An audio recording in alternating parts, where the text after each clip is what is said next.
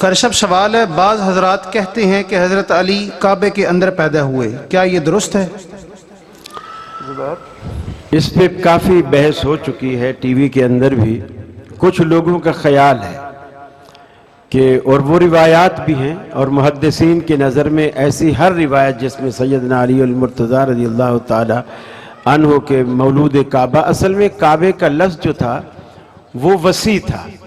ہمارے ہاں جو کعبے کا تصور ہے وہ بیت اللہ کی وہ چار دیواری ہے جس کے اوپر پردہ چڑھا ہوا ہے، جس کا ہم طواف کرتے ہیں.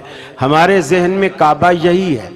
اس وقت کعبے کی ایک پوری آبادی تھی، ایک ایریا تھا، ایک احاطہ تھا، جو گھر تھے آس پاس وہ بھی کعبے میں ہی شمار ہوتے تھے. جیسے قرآن مجید میں آتا ہے ہدیم بالغ الکعبہ، کہ قربانی کو اس وقت تک جب تک کہ وہ کعبے میں نہ پہنچے وہ قربانی تمہاری. تو وہ کعبے کا مطلب بیت اللہ کے اندر نہیں ہے، یعنی اس ایریے میں، اس احاطے میں. تو اسی طرح حضرت علی کا گھر بھی اسی احاطے میں تھا. بیت اللہ کے اندر یہ کہانیاں گھڑی گئی ہیں، اور پھر یہ بھی گھڑی گئی کہ دیوار خود بخود شک ہوئی، پھر ان کی والدہ اندر چلی گئی، پھر وہ دیوار پھر بند ہو گئی، اور پھر اس کے بعد کچھ دنوں کے بعد پھر وہ باہر آئیں. حضرت علی آنکھیں نہیں کھول رہے تھے. آخر رسول اللہ صلی اللہ علیہ وسلم آئے، انہوں نے دیکھا کیا معاملہ ہے، تو جیسے اللہ کے رسول آئے تو حضرت علی نے آنکھیں کھول لی. اس کی وجہ کیا تھی؟ وجہ یہ تھی کہ جو علی چاہتے تھے میں سب سے پہلے دنیا میں اگر چہرہ دیکھوں تو اپنے نبی کا دیکھوں، اس لیے انہوں نے آنکھیں کھول لی. یہ سب کہانیاں اور قصے بنائے ہوئے ہیں، کسی صحیح حدیث سے اس واقعے کی تصدیق نہیں ہوتی.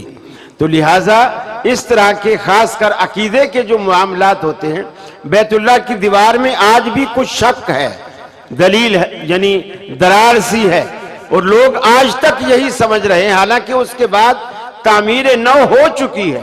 لوگ آج بھی یہی سمجھ رہے ہیں کہ وہی درار ہے جو حضرت علی کے لیے پھٹی تھی، اور ان کے داخل ہونے کے بعد پھر نکلنے کے لیے وہ پھٹی تھی. یہ اس وقت سے یہ درار ہے. اور دوسری بات یہ ہے، مولانا حنیف قریشی صاحب سیخ پا ہوئے، جب میں نے اس کا جواب دیتے ہوئے کہا، میں نے کہا یار تم حضرت علی کے گھرانے کو اتنا بھی سمجھدار نہیں سمجھتے جتنا تم اپنے گھرانے کو سمجھتے ہو.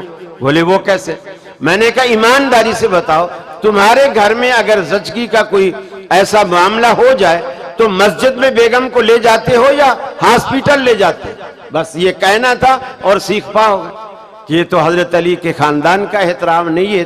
جتنا احترام الحمدللہ اہل حدیث کرتے ہیں، دنیا میں کوئی بھی شاید اتنا احترام نہ اہل بیت کا کوئی کرتا ہے، نہ صحابہ کا کرتا ہے، اور نہ ہی رسول اللہ صلی اللہ علیہ وسلم کا کرتا ہے. یہ سب جھوٹی باتیں ہیں، حقیقت اس کے اندر کچھ بھی نہیں ہے. سوال ہے، کیا مردے کی حجامت درست کی جا سکتی ہے؟ حجامت سے مراد اگر تو سر کے بال ہیں تو اس کی ضرورت نہیں ہے، اور سمجھ رہے ہیں کہ زیر ناف بال ہیں یا بغل کے بال ہیں، ایسے بال ہیں، تو بہت سارے علماء اسی چیز کے قائل ہیں. ایسے پاؤڈر یا ایسی کریمیں جو خواتین اکثر ہیئر ریموو کرنے کے لیے استعمال کرتی ہیں، وہ چیزیں اگر لگا دی جائیں اور پھر اوپر پانی بہا دیا جائے تو وہ صفائی ہو جاتی ہے. ویسے آدمی کو خود یہ یاد رکھنا چاہیے کہ میں نے مرنا ہے، اور اچانک کہیں بھی موت آ سکتی ہے. وہ 40 دن سے زیادہ ان بالوں کی حفاظت نہ کرے. ویسے تو چاہے تو ہر جمعے صفائی کرے، 15 دن میں صفائی کرے، تاکہ کبھی بھی موت آئے تو وہ تیار ہو. غاسل میت کو یہ ضرورتی مسئلہ پوچھنے کی پیش نہ آئے کہ میں بال صاف کروں کہ نہ کروں. جزاک اللہ. کیا کھڑے ہو کر پانی پینا جائز ہے کہ نہیں، جیسا کہ زمزم کے بارے میں ہے؟ وضاحت فرما دیں.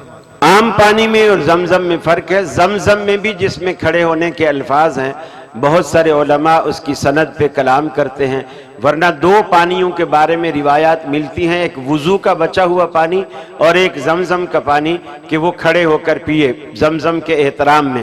لیکن علماء کہتے ہیں کہ نہیں، ایسا ضروری نہیں ہے، اس کی سند پہ بھی کلام ہے، اور عام پانی تو بیٹھ کر ہی پینا چاہیے. مسلم شریف کی حدیث ہے، ایک شخص کو آپ نے دیکھا کھڑے ہو کر پانی پیا تو آپ نے فرمایا حلق میں انگلی ڈال کے کہہ کر، تو نے کھڑے ہو کے پانی کیوں پیا، بیٹھ کے پانی پی. البتہ ترمذی کی ایک روایت ہے جس میں سیدنا علی المرتضیٰ رضی اللہ تعالی عنہ فرماتے ہیں کہ نحن نأکل वनशरब कायमन, न हम चलते फिरते खा लिया करते थे और खड़े होकर हम पी लिया करते थे। इससे ये भी निकलता है कि अगर कोई मजबूरी हो, कोई ऐसा मौका आ जाए बैठने की जगह ना हो, या जैसे कूलर के साथ गिलास होते हैं और पाकिस्तान में वो गिलास भी बंधे हुए होते हैं, इसलिए कि किसी पर भरोसा नहीं कि पानी के साथ गिलास भी लेकर चला जाए, तो वो इतने छोटे होते हैं कि आदमी अगर बैठना चाहे तो वो गिलास नीचे उसके मुंह तक नहीं आता, तो मजबूर है वो खड़े होकर पिएगा। अगर ऐसी कोई मजबूरी है तो कोई हर्ज नहीं, और मजबूरी नहीं है तो उसे बैठकर ही एहतमाम करना चाहिए। कारी साहब, जिना कर्ज है, अगर तूने इसे लिया तो अदा तेरे घर वालों से होगी या तेरे घर वाले इसे अदा करेंगे, क्या ये हदीस ठीक है? मेरे ख्याल है ये हदीस सही नहीं है, बाकी सही मगरिब के बाद आपको अमनपुरी साहब ये ठीक है? अमनपुरी साहब बताएंगे। नहीं, अमनपुरी साहब भी फरमा रहे हैं जी ऐसी कोई हदीस नहीं है। कारी साहब,